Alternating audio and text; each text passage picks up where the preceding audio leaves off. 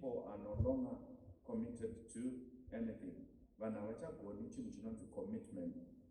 Vanhu havachagoni kurarama even in single marriages for the rest of their lives because they cannot even be committed to their marriages.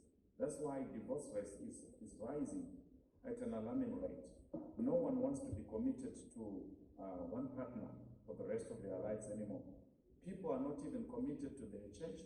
That's why we are having problems or challenges even in churches. So the question is, how committed are you to Jesus? How committed are you to Jesus? So we just need to go to the book of Luke, chapter 9, verse 57. Luke chapter 9. Luke chapter 9, verse 57.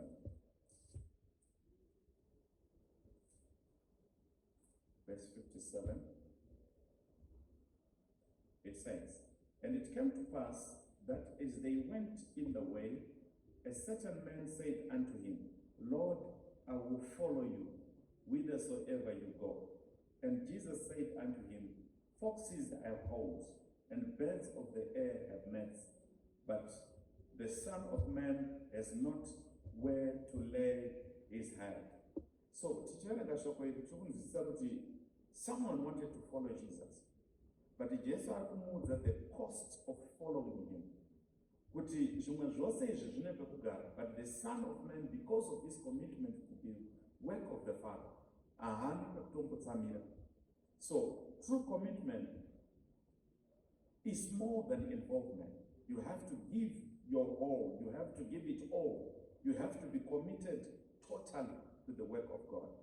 So when you want to follow him, you have to follow him with your heart, with your mind, with your attitude, with your strength, with everything that you are. True commitment is giving priority to God. So can any commitment, Jesus must be the priority. God must be the priority. Matthew 16:24, "And Jesus said unto his disciples, If any man will come after me, let him deny himself and take up his cross and follow me." If any man wants to follow Jesus, Jesus said, you must deny yourself. So it is no longer about you, it is about him.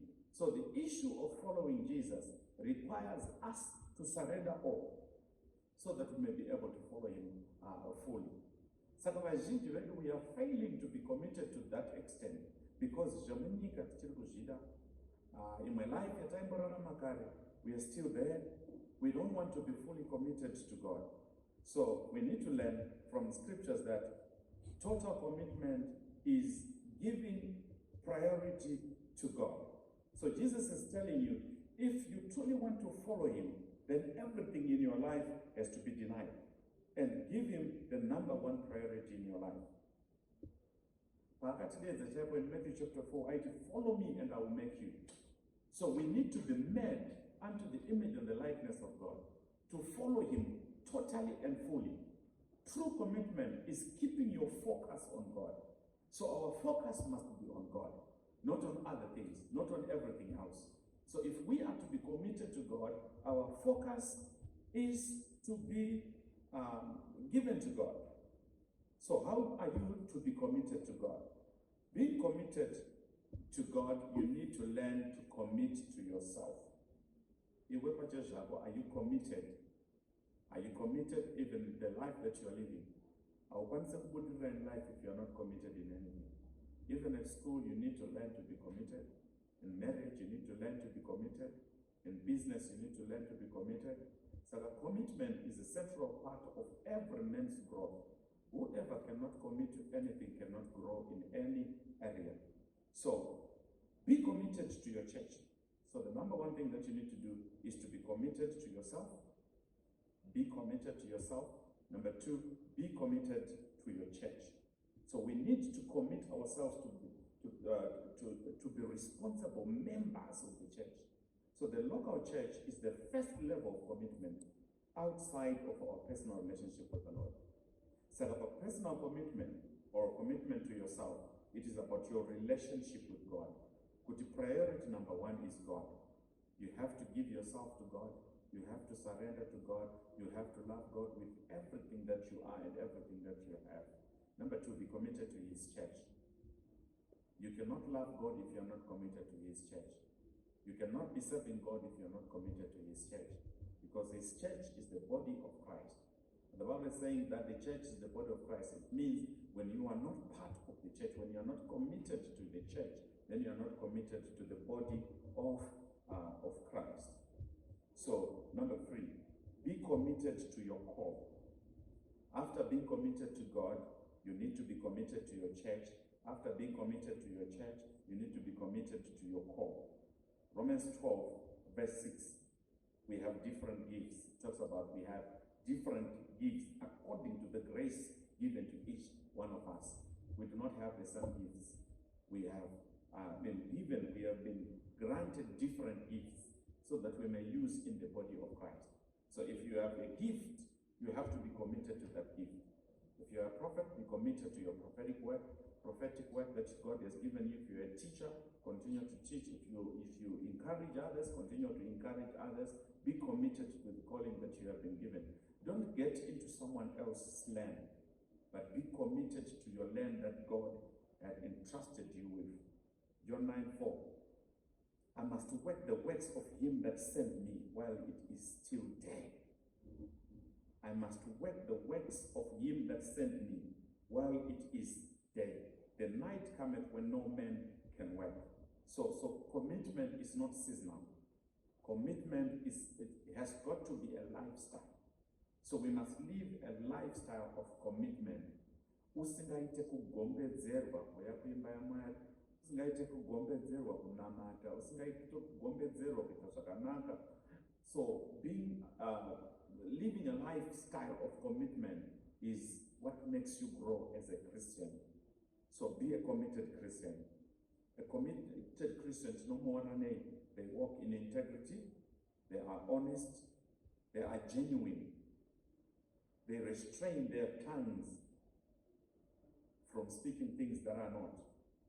Their works and their lives, they live for righteousness. They do not slander others. They do not backbite others, because they are committed to the call which God had given them. So the issue of commitment is a serious issue. As we are beginning this subject, we will continue every week to talk deeper about commitment, since we have now laid our foundation on what commitment is, what is needed for us to be committed.